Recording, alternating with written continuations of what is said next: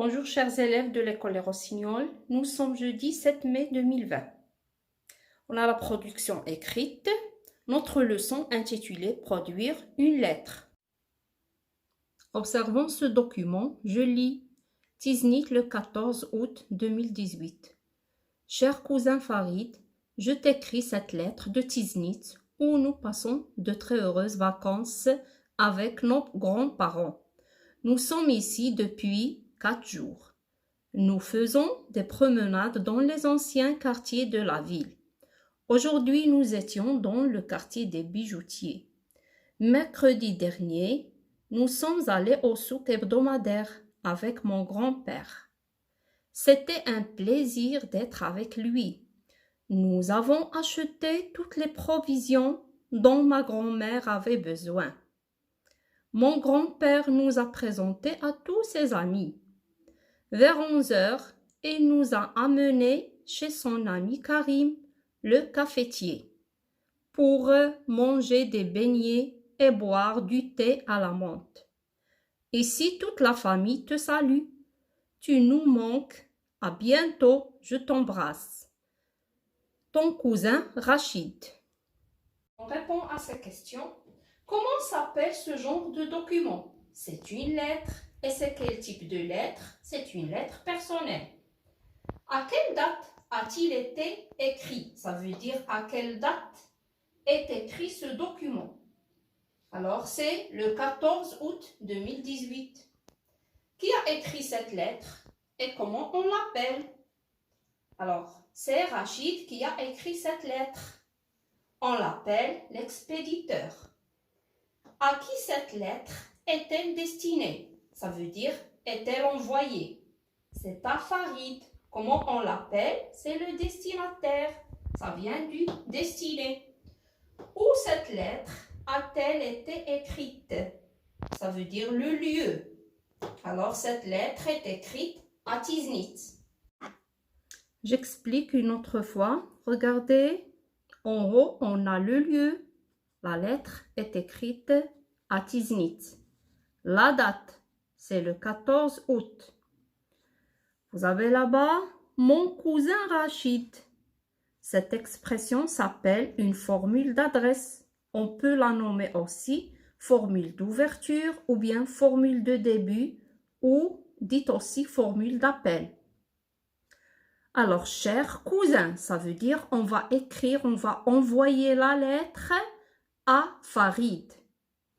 Ça s'appelle le destinataire. Alors, qu'est-ce que c'est que le destinataire? C'est celui à qui on envoie la lettre. Regardez là-bas. Tout ce qu'on raconte, ça s'appelle le corps de la lettre. Pour terminer la lettre, qu'est-ce qu'on a écrit? À bientôt, je t'embrasse. Cette expression est nommée formule de politesse. Dites aussi formule de congé. Ton cousin Rachid. Alors, qui a écrit la lettre? C'est Rachid. On l'appelle l'expéditeur. Qu'est-ce que c'est que l'expéditeur?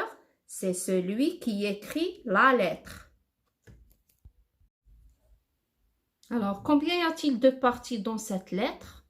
Oui, il y en a 1, 2, 3, 4 et 5. Il y en a 5. Alors, dans le corps, c'est là où on raconte.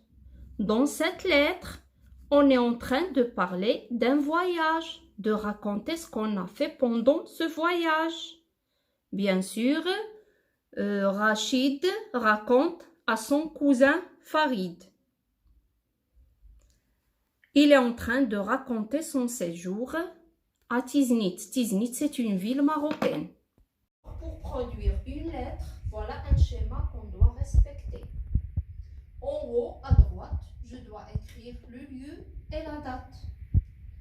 Je commence la lettre par une formule d'adresse, nommée aussi formule d'ouverture, ou bien formule de début, ou bien formule d'appel. Après, je commence le corps de la lettre. C'est là où on va raconter. Ou bien dire ce qu'on veut.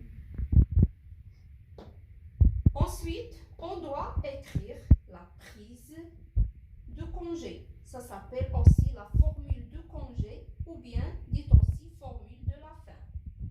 Et enfin, je dois faire la signature et bien sûr le nom de celui qui a écrit la lettre.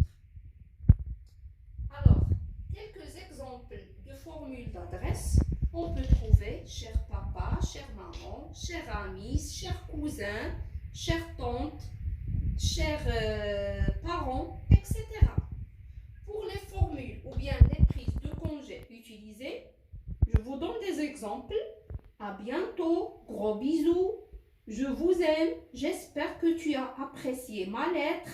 Passe le bonjour à ta famille, très amicalement. Merci d'avance, je vous embrasse fort, je ne pense qu'à toi et j'ai hâte de te revoir. J'espère que vous avez compris.